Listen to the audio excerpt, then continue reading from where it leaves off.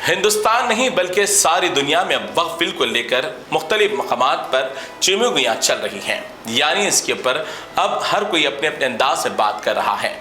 मैं सिर्फ सवाल एक छोटा सा ये करना चाहता हूं कि जिस तरीके से अब तक मरकजी मोदी सरकार 2014 से 2025 तक जो मुसलमानों को अपना दुश्मन मानते आ रही है, गाँवकशी के नाम पर मुसलमानों को मॉब लिंचिंग का निशाना बनाया गया, कहीं पर मुसलमानों को उनकी अपनी दुकानात का बायकाट करने पर मजबूर करना पड़ा और इस तरीके से मुसलमानों की मसाजिद को गिरा दिया गया, मसाजिद को शहीद किया गया, दरगाहों को शहीद किया गया, मुसलमानों के दीनी मदारिस को गैर कानूनी बताकर ताले लगा दिए गए, मुसलमानों के दुकानात जो कारोबार किया करते थे वहां पर वेजिटेरियन नॉन वेजिटेरियन का फिसाद डालकर उनकी दुकानात बंद करा दिए गए। लव जिहाद के नाम पर मुसलमानों को निशाना बनाया गया और इस तरीके से धर्म बदलने के नाम पर भी मुसलमानों को निशाना बनाया गया और ये तमाम निशाने सिर्फ मुसलमानों को इसलिए बनाए गए कि ये मुसलमानों से नफरत करते हैं। जब इतनी मुसलमानों से नफरत है तो फिर अचानक मोदी सरकार को कैसे मुसलमानों के साथ मोहब्बत उभर पड़ी, क्यों मोहब्बत मुसलमानों के साथ इतनी उभर कर आ रही है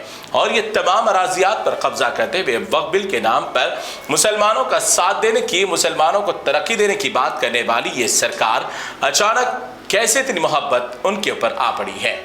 क्या इनको जब गाँवकशी के नाम पर मुसलमानों को मारा जा रहा था, लव जिहाद के नाम पर मारा जा रहा था और इस तरीके से धर्म बदलने के नाम पर कुचला जा रहा था, मसाजिद को एक तरफ शहीद किया गया, दरगाहों को शहीद किया गया, मदारिस को ताले लगा दिए गए और कई मुसलमानों को गैर कानूनी घर बताकर एक नहीं दो नहीं बल्कि हजारों खानदानों को बेघर कर दिया गया, तो तब मुसलमानों की कमजोरी, मुसलमानों की गुर्बत, मुसलमानों की मायूसी, मुसलमानों का रोना जब मोदी सरकार को क्यों नजर नहीं आया?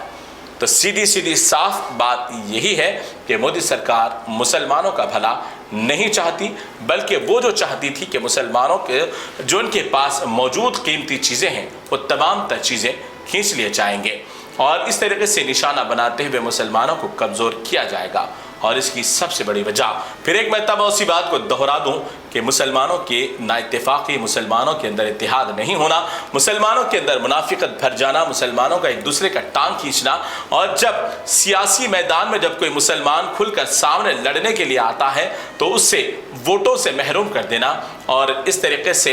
जो भी असम्बली हो, पार्लियामेंट हो या लोकसभा हो, इन मामलात के अंदर मुसलमानों को वोट ना देकर मुसलमानों को पैदल कर देना, यह खुद मुसलमानों की अपनी ज़ाती सोच है, उनका अपनी ज़ाती तजुर्बा है। इसी वजह से आज सियासत के अंदर मुसलमान सरगर्म ना होने की वजह से, मुसलमान मजबूत ना होने की वजह से आज मुसलमानों के खिलाफ इतने बड़े बड़े बिल पास कर लिए जा रहे हैं। अगर यही मुसलमान इत्तेहाद इत्तेफाक के साथ काम करता शायद ये बिल पास होने में नाकामी ज़रूर हो जाती, लेकिन मुसलमान पर अफसोस यही है कि हम एक दूसरे पर औंटते ज़रूर हैं, एक दूसरे के खिलाफ आवाज़ उठाते ज़रूर हैं और ऐसी सरकारों के खिलाफ बोलते बहुत हैं, मगर कभी हम मुसलमान होने के नाते कभी इत्तेहाद की बात नहीं करते, इत्तेफाक की बात नहीं करते, मोहब्बत और भाईचारगी की बात नहीं करते और कहीं पर जब कोई मुसलमान सियासत में कदम रखना चाहता है तो उसे कदम जमाने के बगैर उसके कदम तोड़ दिए जाते हैं। तो क्या इसकी जिम्मेदार हम खुद नहीं हैं? कभी इसका भी मुहासिबा ज़रूर करके देख लें।